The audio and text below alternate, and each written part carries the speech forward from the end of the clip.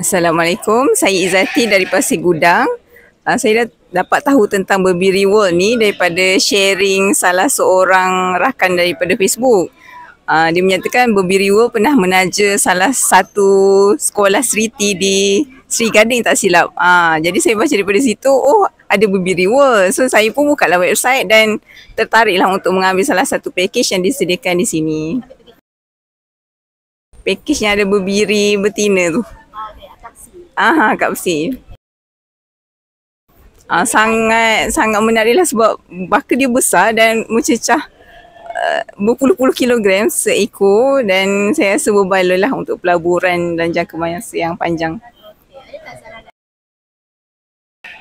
Saya sangat menyarankan rakan-rakan di luar sana untuk datang ke Berbiri World ni untuk merasai sendiri pengalaman di kandang.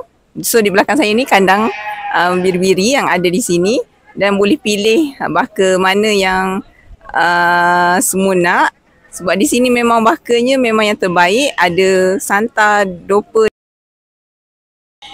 9.5.